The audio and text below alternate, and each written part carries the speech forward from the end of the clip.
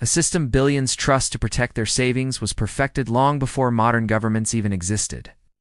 Ancient Rome didn't rule merely through armies, but through a financial illusion most citizens never questioned. This story begins with an uncomfortable realization modern economists avoid discussing openly. The monetary mechanics governing your life today were tested, refined, and weaponized 2,000 years ago. But this is where the story turns dark, because Rome learned money could exist without metal. Roman bankers accepted gold and silver deposits from citizens seeking protection during unstable times. Instead of coins, depositors received written claims backed by trust, not immediate physical possession. This single detail changes everything, because bankers noticed withdrawals rarely happened all at once.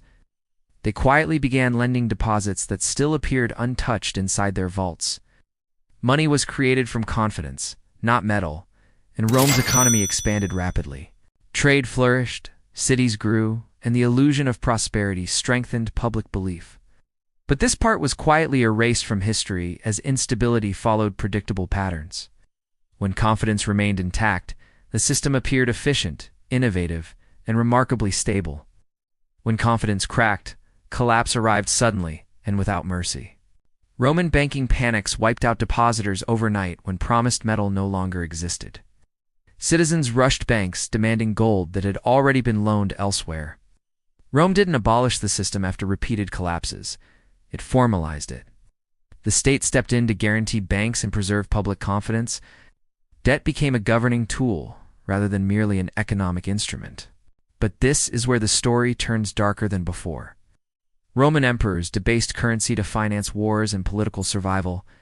Silver content declined while official value remained unchanged by decree. Prices surged, wages stagnated, and citizens blamed merchants instead of policy.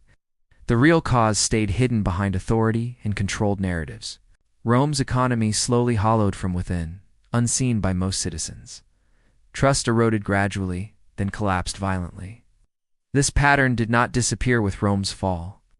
It migrated through medieval Europe into modern financial institutions. Goldsmiths issued paper claims far exceeding actual gold reserves.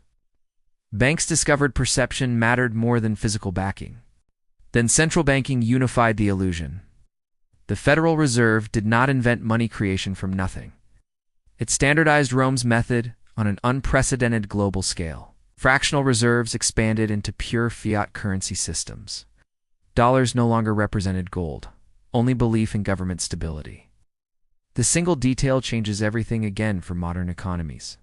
Money could now be created endlessly through expanding debt. Government spending escaped natural limits imposed by scarce resources. Deficits transformed into permanent features rather than temporary emergencies.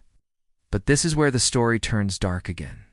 Each newly created dollar diluted the value of existing savings. Inflation became a silent tax rarely explained honestly. Those closest to money creation benefited first, those paid last, absorbed losses without understanding why. Rome witnessed the same outcome centuries earlier. Wealth concentrated among elites, with privileged access to credit. Social tension increased among citizens paid with weakened currency. The parallels are impossible to ignore.